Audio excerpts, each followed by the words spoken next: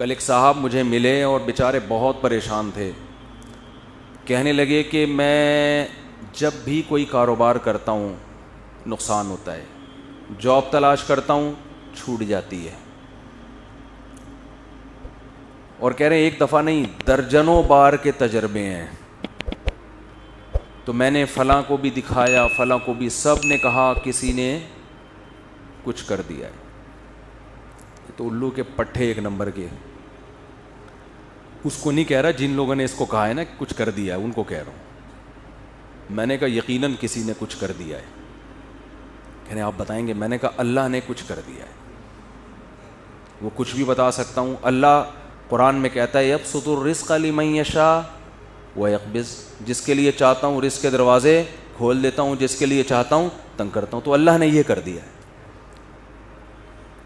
اب ایسے موقع پہ ڈر ہوتا ہے اگلا کلمہ کفرینہ زبان سے نکال دے, یار اس کا مطلب ساری پرابلم وہاں سے آ رہی ہے. یہ ساری پرابلم کہاں سے آ رہی ہے؟ بھائی مشین خراب ہو گئی نا, میکینک جاتا ہے وہ ٹریس کرتا ہے یہ پرابلم ہے کہاں سے. وہ جب ٹریس کرتا ہے تو کتنا خوش ہوتا ہے نا, اچھا پرابلم کہاں سے آ رہی ہے, یہاں سے گیس لیک ہو رہی ہے, یہ مسئلہ ہو رہا ہے. تو اب بتاؤ ایسے آدمی کو خوشی کے بجائے یہ تو اور غم ملے گا کہ ہم تو سمجھ رہے تھے فلانی آپا نے کچھ کر دیا ہے, ہم تو سمجھ رہے تھے وہ پہلی والی نے کچھ کر دیا ہے, ہم تو سمجھ رہے تھے کہ وہ میرے بھائی نے کچھ کر دیا ہے. مفتی صاحب تو کہہ رہے ہیں کسی نے کچھ نہیں کیا, اللہ نے کیا ہے سب کچھ. تو اس سے ٹینشن ختم ہوگی یا بڑھے گی؟ ابے اللہ سے کون لڑ سکتا ہے؟ چلو فلاں نے کیا تھا تو ہم بھی کر دیں گے, تو ہو سکتا ہے کچھ مسئلہ حل ہو جائے. یہاں تو ساری ٹینشن کس کی طرف سے آ رہی ہے؟ تو مجھے یہ جب میں جملہ کہتا ہوں نا اللہ نے کیا ہے, تو مجھے ڈر اب, پہلے زمانے میں نہیں تھا, لوگوں کا ایمان بڑا مضبوط تھا. اب ڈر ہوتا ہے کہ کلمہ کفر نہ زبان سے نکال دے. یار یہ تو سارا کیا کرایا کس کا ہے؟ اللہ کی طرف سے. او ہو یہ تو اللہ ہی, معاذ اللہ نقل کفر, اس کا مطلب اللہ ہی ٹھیک نہیں ہے. فالٹ معاذ اللہ نقل کفر کس میں ہے؟ اللہ میں فالٹ ہے. پھر لوگ مایوسی کا شکار ہوتے ہیں, پھر کہتے ہیں یار اللہ فلانے کے ساتھ تو بہت اچھا کر رہا ہے, وہ تو کچھ بھی نہیں کرتا کمبخت, اور پھر بھی رزق کے دروازے کھلے ہوئے ہیں, کچھ بھی نہیں کر رہا, ایک نمبر کا چور ہے فلاں آدمی. نہ ایک وقت کی نماز پڑھتا ہے, نہ کبھی زبان سے اللہ کا نام لیا, مگر خوشیوں کی ایسا لگ رہا ہے خوشیوں نے ڈیرے ڈال لیے اس کے گھر میں, پھلتا پھولتا چلا جا رہا ہے. فلاں بھی اچھا, فلاں بھی اچھا, فلاں بھی اچھا, میں ایک اکیلا دنیا میں پریشان. حالانکہ میں تو وظیفے بھی پڑھتا ہوں, میں نے تو ایک دفعہ سر پہ ٹوپی بھی رکھی تھی, ایک دفعہ میں نہایا بھی تھا. اپنی نیکیاں پھر یاد آنا شروع ہوتی ہیں. ایک دفعہ کا ذکر ہے, میں نے وائپر جو شیشے پہ گاڑی پہ لگاتے اس کو اپنے ہاتھوں سے میں نے 5 روپے پکڑائے تھے. ایک دفعہ میں نے اپنی ماں کو پانی بھی, مجھے یاد پڑتا ہے, پلایا تھا. ایک دفعہ ابا سے میں نے تمیز سے بات بھی کی تھی, حالانکہ میرا موڈ بالکل بات کرنے کا تھا نہیں, لیکن میں نے کہا ابا ہیں تو چلو یار ایک دفعہ تو ابا ہونے کے ناطے تمیز سے بات بنتی ہے. یہ نیکیاں اپنی سامنے آنا. ایک دفعہ میں نے بیگم نے گلاس سے پانی پیا تھا, تو جس جگہ سے منہ لگا کے اس نے پانی پیا, میں نے بھی محبت کے اظہار کے لیے اسی جگہ سے منہ لگا کے پانی پیا. نبی کے اخلاق میں نے زندہ کی. اتنے اچھے طریقے سے میں اپنے گھر والوں کے ساتھ, میرا حسن سلوک ونس اپون اے ٹائم. تو اپنی نیکیاں بولو یاد آنے. ایک دفعہ میں ٹائم پہ گھر بھی آ گیا تھا, ایک دفعہ بولو ٹائم پہ گھر آ گیا. جتنی دیر میں بیوی سے شادی سے پہلے موبائل پہ بات کرتا تھا, شادی کے بعد ایک دفعہ میں نے 10 سال میں ایک دفعہ اس سے اتنی دیر فیس ٹو فیس بات کی ہے, اور برداشت بھی کیا. تو اپنی نیکیاں یاد آنا شروع ہو جاتی. میں نے مسجد کے ڈبے میں ایک دفعہ پیسے ڈالے تھے.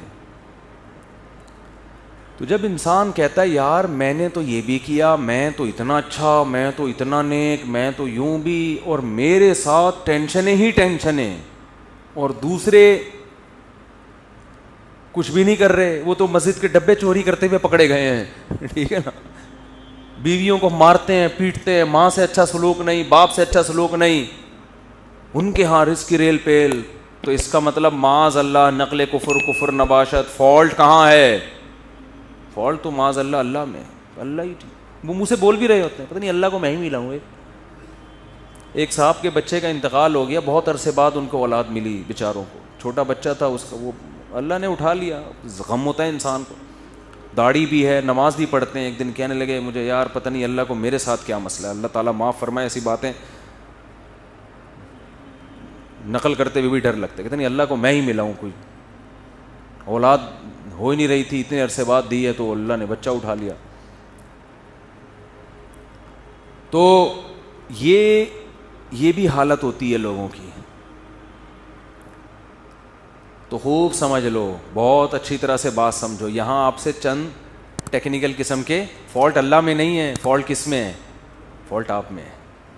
آپ نے اپنے آپ کو زمین کا باپ سمجھ لیا ہے، آپ پہ آپ کی مرضی بالکل بھی نہیں چلے، یہ اللہ کو بالکل بھی پسند نہیں ہے کہ آپ پہ آپ کی مرضی چلے۔ اللہ کہہ رہا ہے یبسط الرزق لمن یشاء، جس کے لیے میں چاہوں گا رزق کے دروازے کھول دوں گا، یہ نہیں کہ جس کے لیے آپ چاہو گے۔ آپ کہہ رہے ہو یار وہ چور اچکا اور وہ تو 2 نمبر آدمی اور وہ تو محنت بھی نہیں کرتا، اس کے لیے دروازہ کیوں کھل رہا ہے؟ بھائی وہ اس کے چاہنے سے نہیں کھل رہا، وہ کس کے چاہنے سے کھل رہا ہے؟ وہ اللہ کے چاہنے سے کھل رہا ہے۔ اور آپ اتنی محنت کر رہے ہو، رزق کا دروازہ نہیں کھل رہا، تو وہ اس لیے نہیں کہ وہ چاہتا ہے کہ آپ کے پاس پیسے نہ آئیں یا فلانے نے بندش لگا دی ہے فلانا، وہ اللہ نہیں چاہ رہا آپ کے پاس آئیں۔ اب یا تو اللہ سے لڑ لو بھائی، اگر کوئی پیسے آپ کے پاس لے کر آ رہے ہیں، وسیم بھائی درمیان میں ڈبہ نوٹوں کا ڈبہ چھین کے بھاگ گئے، وہ پیسہ آپ تک آنے نہیں دے رہے، تو آپ کس سے لڑو گے؟ وسیم بھائی سے لڑو گے۔ جو رکاوٹ بن رہا ہے اس سے لڑو گے نا، تو کیا اللہ سے لڑ سکتے ہو؟ بولو نا بھائی کیا ہو گیا؟ سامنے آپ گڑ گڑا سکتے ہو۔ اب مسئلہ یہ ہوتا ہے، لوگ کہتے ہیں ہم تو گڑ گڑا کے بھی ہم نے دیکھ لیا، پھر بھی بولو نا بھائی کیا ہو گیا یار، بول کیوں نہیں رہے؟ پھر بھی گڑ گڑا بھی لیا۔ 27ویں رات کو بھی میں نے مسجد میں ایک دفعہ گیا تھا، میں رو رو کے دعا مانگی، امام صاحب سے بھی دعا کا کہا، امام حرم سے بھی کہہ دیا، جیبیں دکھا پھر تو موبائل پڑا ہوا ہے، کہہ رہے پیسہ، پھر بھی نہیں آیا، مجھے بالکل بھی پسند وہ کہتے پھر مجھے ہمیں یہ طریقہ بالکل بھی پسند نہیں آیا۔ تو بھائی آپ ابھی تک اپنے آپ کو اللہ کا غلام سمجھ ہی نہیں رہے ہو۔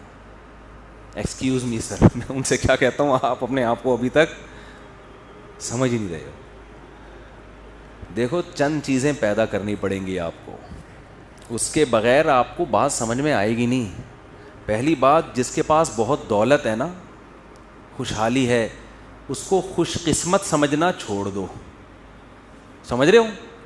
یہ جو اس پہ رشک آ رہا ہے ہائے، کیونکہ لوگوں کو ایک غم یہ ہے کہ میرے پاس پیسے نہیں ہیں، ایک غم یہ کہ پھر جب میرے پاس نہیں تو پوری قوم کے پاس نہیں ہونے چاہیے نا، دوسرے کے پاس پتہ نہیں کہاں سے آئے چلے آ رہے ہیں۔ اپنے دوستوں میں بیٹھتے ہیں نا، وہ کہتے ہیں یار ہمارا افغانستان کا ویزا نہیں لگ رہا، اس کا ٹھک کر کے امریکہ کا ویزا لگ گیا پہلے انٹرویو میں، ہمارا بنگلہ دیش کا نہیں لگ رہا، اور یہ ٹھک کر کے۔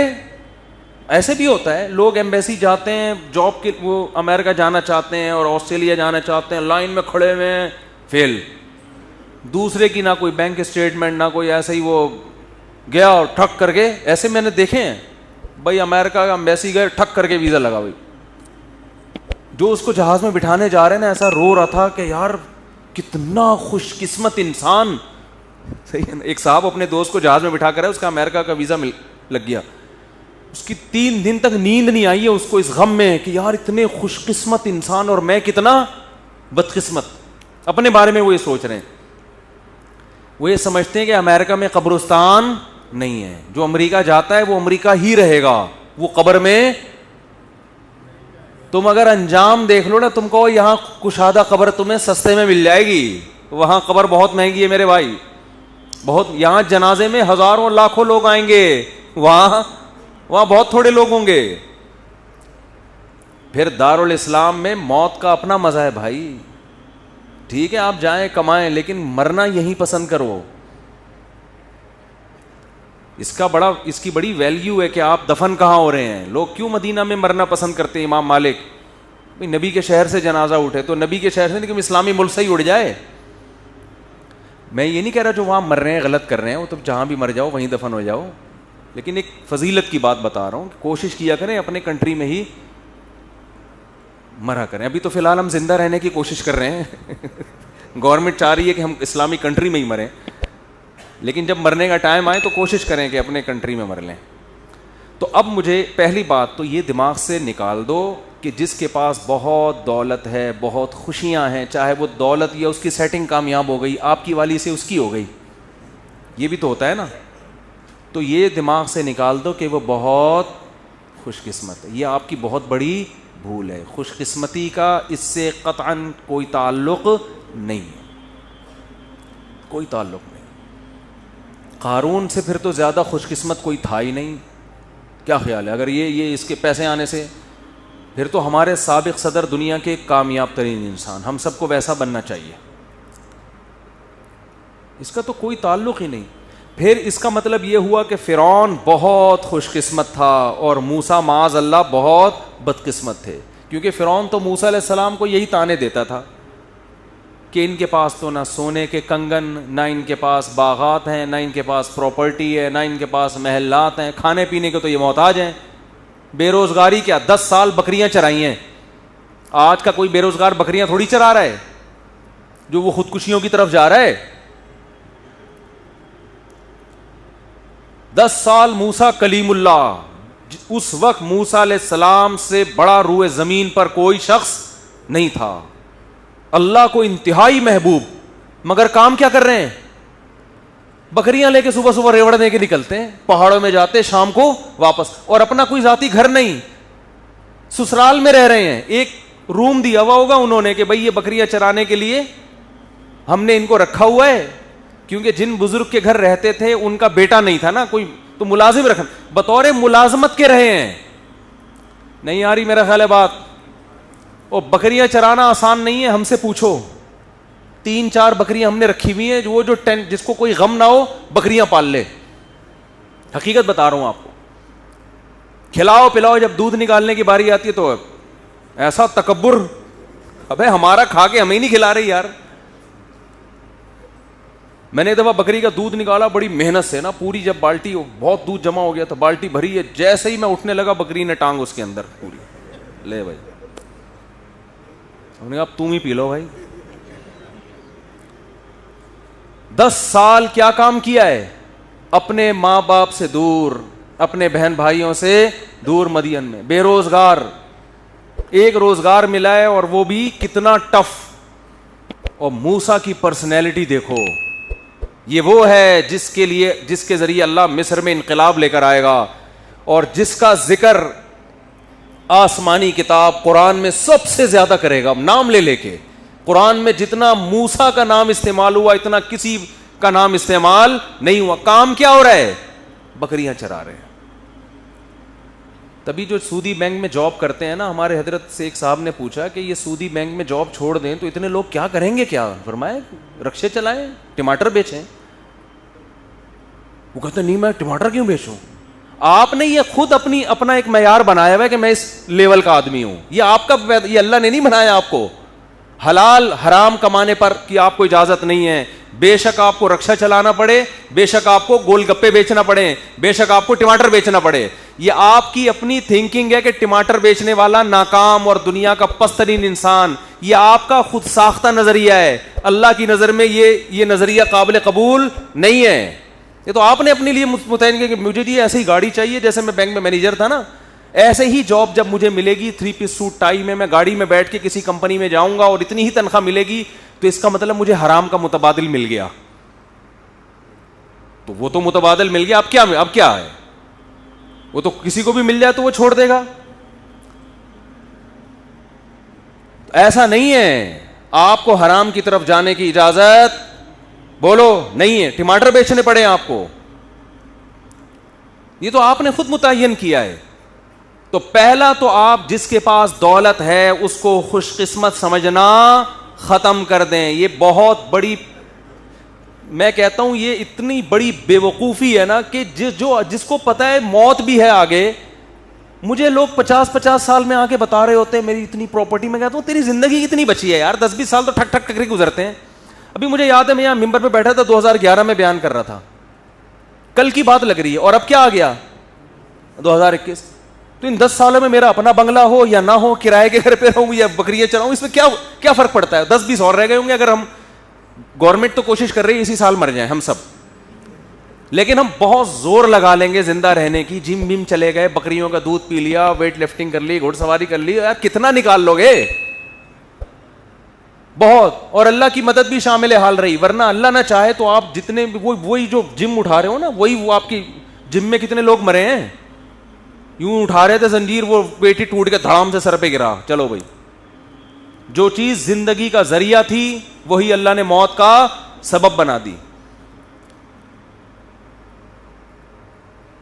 کتنے لوگ مرے ہیں اس طرح سے, ورزش کرتے ہوئے مرے ہیں.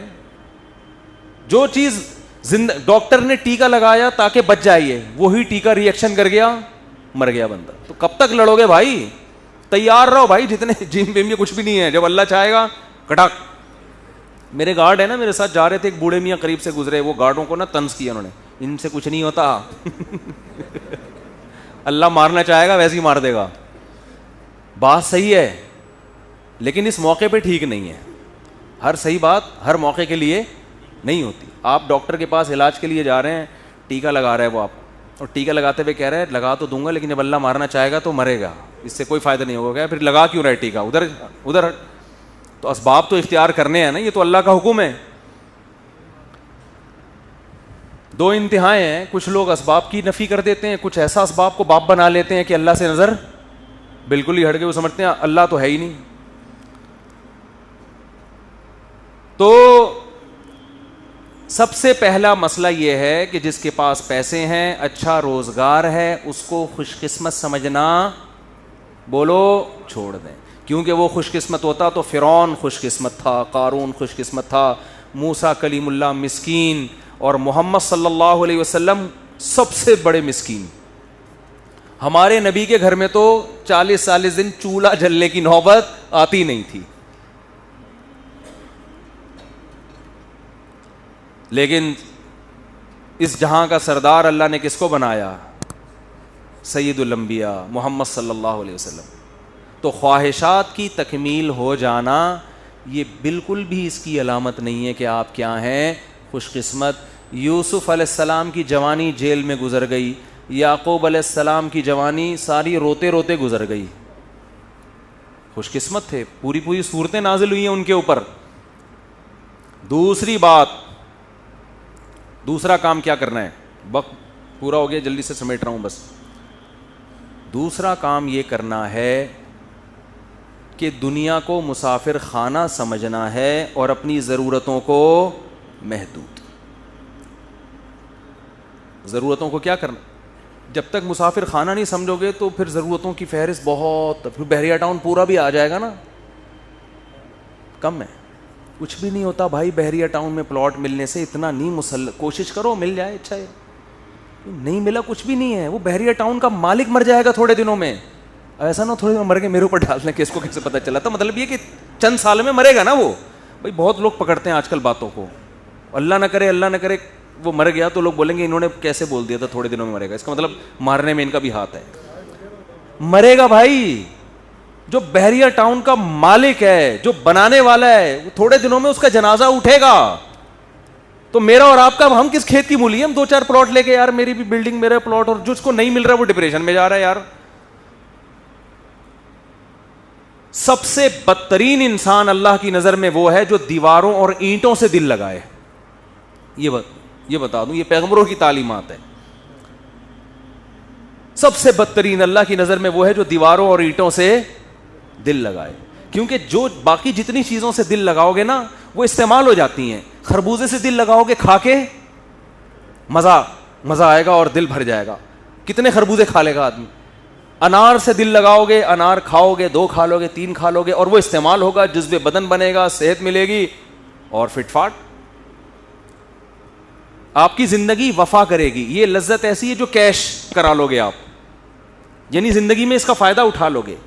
کپڑوں سے دل لگاؤ گے, پہن کے مزے اڑا لو گے کپڑوں کے. جوتوں سے دل لگاؤ گے, پہن کے مزے اڑا لو گے. تعمیر سے دل لگاؤ گے تو تعمیر میں جتنی انویسٹمنٹ کرو گے اتنی آپ کی زندگی ہے نہیں, اس کا فائدہ اپنی زندگی میں اٹھا نہیں سکتے. جتنا سریا آپ پلر میں ڈالو گے نا اتنا اپنی ہڈیوں میں کیلشیم نہیں ڈال سکتے آپ کی ہڈیاں بوسیدہ ہو جائیں گی اور وہ پلر کھڑا رہے گا. نہیں آ رہی بات؟ اس لیے کرائے کے گھروں میں بھی وہی مزے ہوتے ہیں جو ذاتی گھروں میں ہوتے ہیں.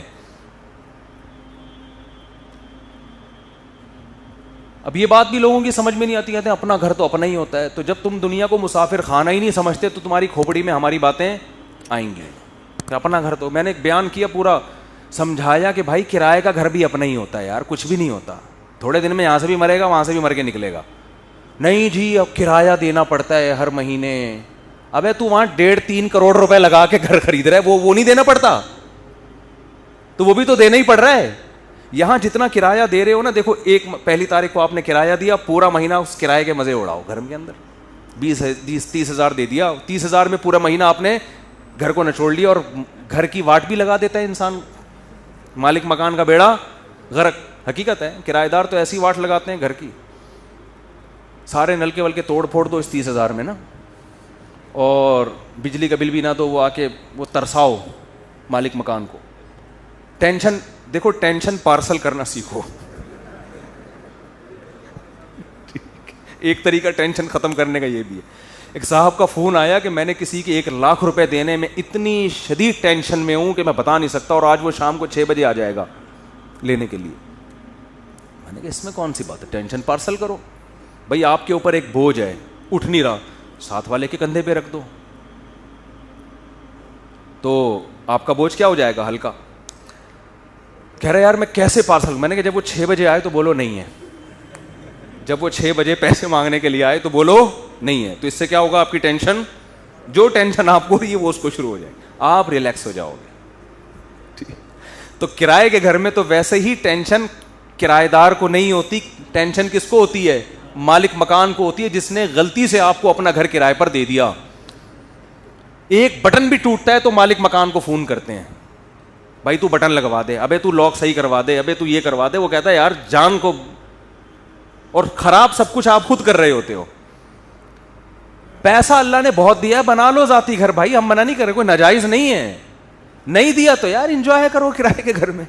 بہت پیسے کا مطلب کیا ہے, کھا بھی اچھا لیا, پہن بھی اچھا لیا, سواری بھی اچھی, بیگم بھی اچھی, بچوں کی فیسیں بھی اچھی, اسکول میں بھی اچھے, سب کچھ ہونے کے بعد یہ رافی پڑا ہوا ہے تو چل یار بنا لیتے ہیں اپنا گھر, بنا لیتے ہیں, مر آ گئے تو بچوں کے کام آ جائے گا. وہ بھی بچوں کی نیت سے بناؤ, اپنے لیے نہیں, کیونکہ اب 50-60 سال میں لوگوں کے پاس پیسہ آتا ہے, اس میں اپنے لیے کیا رہ گیا یار,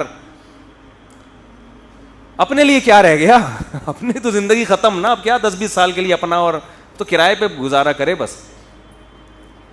اب تو پینٹیں کرائے پہ مل رہی ہیں. دیکھو دولہا جب شادی میں رخصتی ہو کے جاتا ہے نا, اس کو اچھی گاڑی چاہیے ہوتی ہے, تو یہ نہیں کہ اب بینک سے رخصتی کے لیے گاڑی نکلوا رہا ہے, وہ رینٹ کار والوں کو فون کرتا ہے, یار ذرا اچھی سی گاڑی جو ہے نا, پھول وول چمک پٹیاں لگا کے ذرا بھیج دے یار. تو وہ کہتا ہے یہ پیسوں سے خریدو. کیا ہے, ایک رات کی بات ہے یار, دلہن کو یہاں سے وہاں پارسل کرنا ہے, تو میں ایک رات کے لیے 25 لاکھ 30 لاکھ کی کرولا خریدوں, میں پاگل تھوڑی ہوں. تو یہی گھر میں بھی سوچ لیا کرو, 10-20 سال کی بات ہے یار, وہ بھی اگر گورنمنٹ سے بچ نکلے, ٹھیک ہے نا, 10-20 سال کی بات ہے, 15 سال کی, 20 سال کی, 25 کو کوئی ویلیو نہیں ہے, اتنا نہیں ہے. یہ آپ سمجھ رہے ہو پتہ نہیں 20-25 کیا ہوتا ہے, کچھ بھی نہیں ہے. اور یہ بھی ہے کہ یقین بھی ہو, ورنہ تو کیا پتا کل کا, اگلے ہفتے کون زندہ رہے گا کون نہیں رہے گا, کچھ بھی نہیں پتا. ابھی پھر کورونا کی کوئی نئی چیز آ گئی ہے, تو کورونا نے دنیا کو تگنی کا ناچ نچا دیا ہے.